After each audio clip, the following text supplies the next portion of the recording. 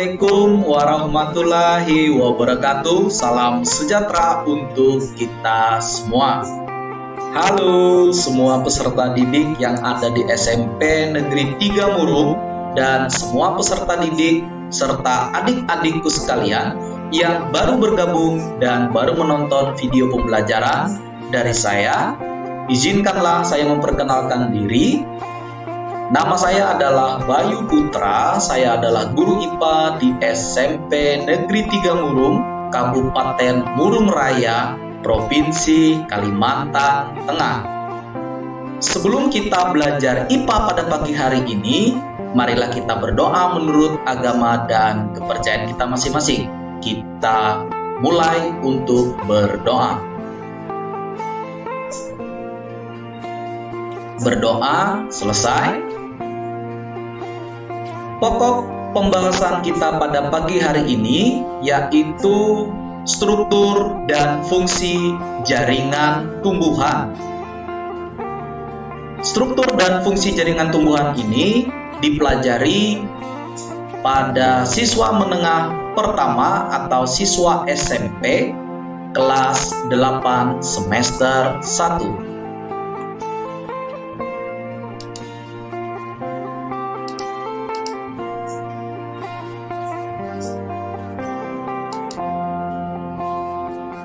Amatilah video berikut ini. Kita akan bersama-sama menonton video tentang pengangkutan air pada tumbuhan. Perlu diperhatikan secara bersama-sama pada video pembelajaran ini yang akan kita amati tentang pengangkutan air pada tumbuhan. Akan Bapak lakukan stop dan play pada videonya karena ada beberapa hal yang perlu saya terangkan. Baiklah, kita mulai untuk bersama-sama menonton video pengangkutan air pada tumbuhan.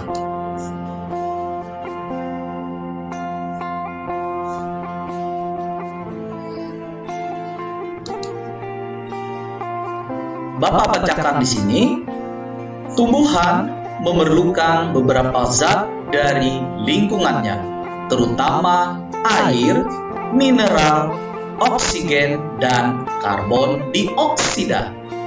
Oksigen dan karbon dioksida dari udara diambil oleh tumbuhan tingkat tinggi melalui daun. Nah, perlu diperhatikan bersama-sama, tumbuhan tingkat tinggi di sini adalah tumbuhan yang memiliki zat hijau daun atau yang disebut dengan klorofil. Air dan garam mineral yang terkandung di dalam air diserap tumbuhan dari dalam tanah melalui rambut akar.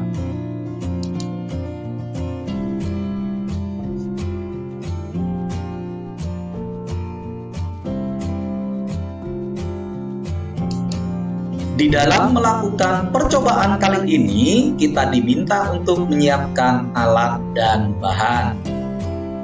Alat dan bahannya adalah 2 toples bening, selanjutnya bunga sedap malam, selanjutnya bunga pacar air, 2 pewarna makanan, air, silet, dan batang pengaduk.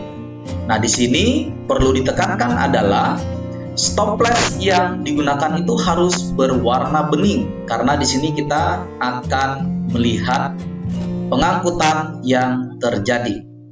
Kita lanjutkan.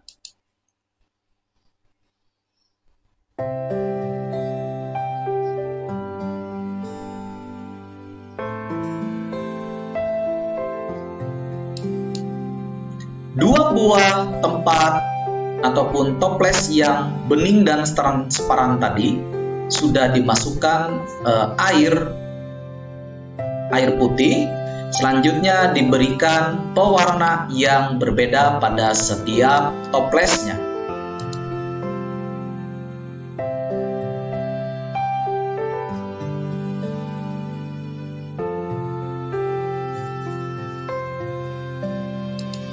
Toples yang sebelah kiri diberi dengan warna biru dan toples yang sebelah kanan diberi dengan pewarna merah.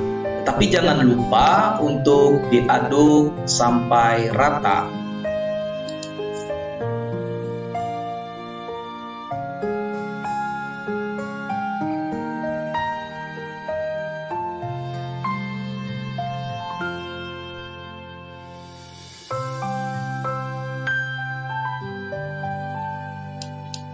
Selanjutnya akan kita letakkan bunga yang berbeda pada toples yang sudah diberikan pewarna tadi.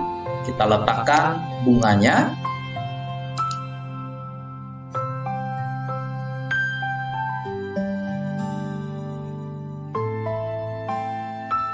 Selanjutnya didiamkan.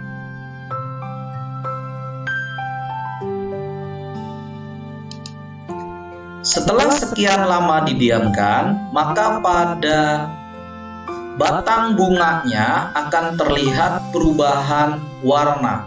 Perubahan warna yang dari awalnya tadi dia berwarna hijau seperti pada batang tanaman pada umumnya. Setelah dicelupkan di dalam wadah yang berisi pewarna merah tadi, sehingga batangnya pun berubah menjadi warna merah.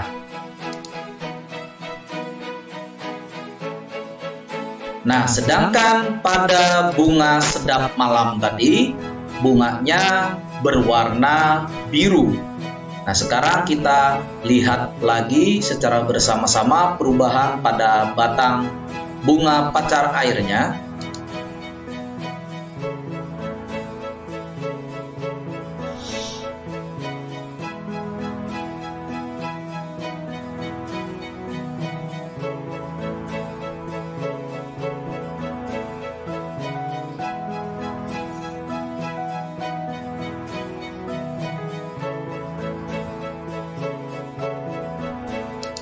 Kesimpulan yang bisa diambil dari video ini adalah air berwarna naik melalui pembuluh kayu menuju ke batang dan bunga. Akibatnya batang dan bunga menjadi berwarna. Nah, selanjutnya kita akan masuk ke pokok pembahasan berikutnya, yaitu struktur dan fungsi jaringan pada batang. Tujuan pembelajaran hari ini yaitu yang pertama, peserta didik diharapkan bisa mengidentifikasi struktur jaringan penyusun batang. Yang kedua, peserta didik juga diharapkan bisa mengidentifikasi struktur dan fungsi jaringan penyusun batang.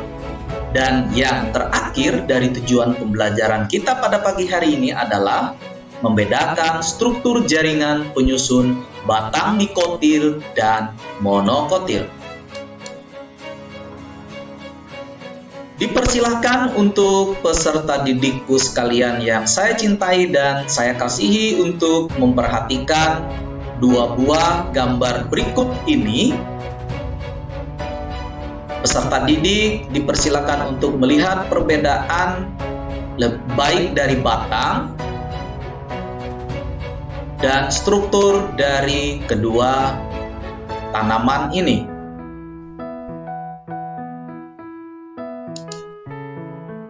Nah, sekarang kita diminta untuk melakukan pengamatan jaringan penyusun batang.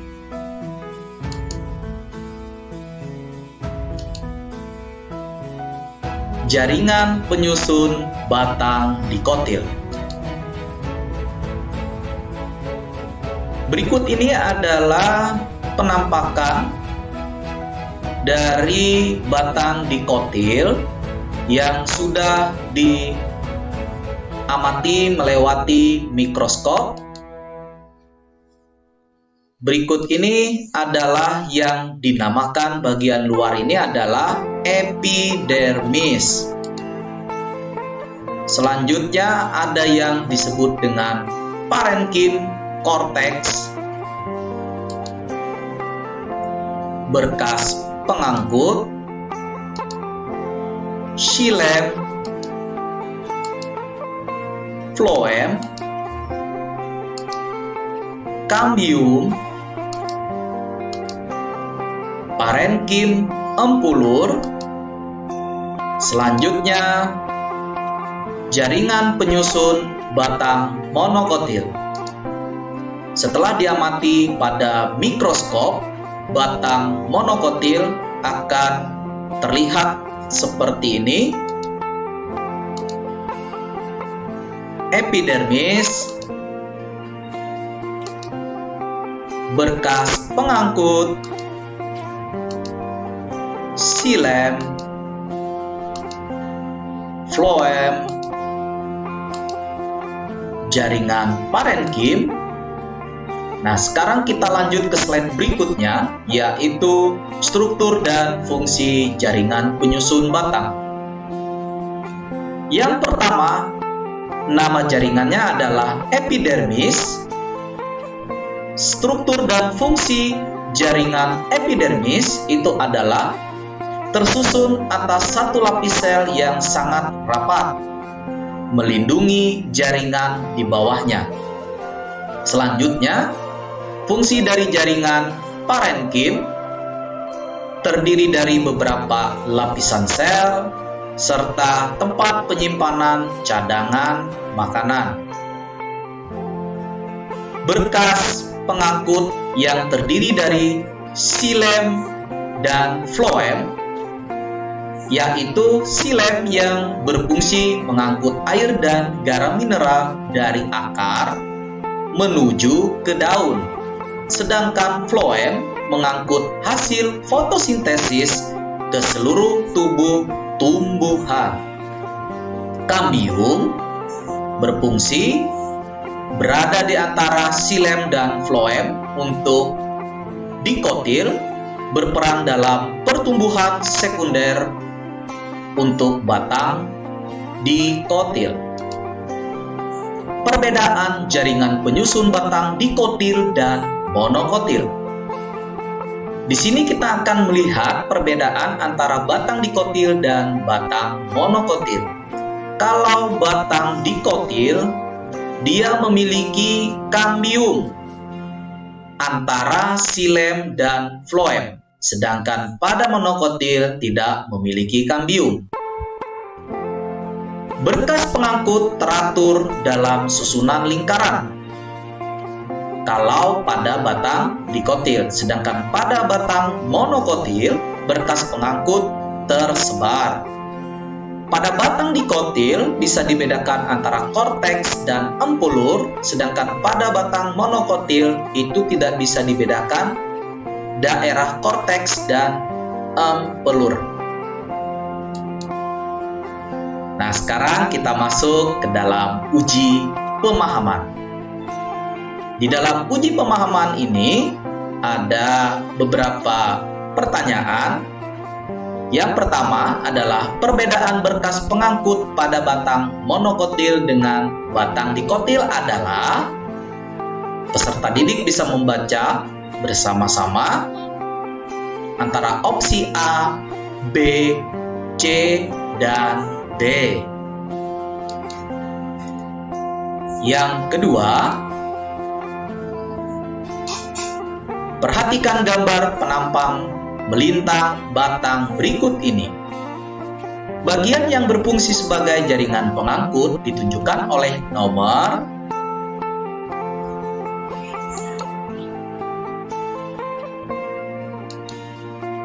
nomor 3. Fungsi jaringan xilem pada tumbuhan yaitu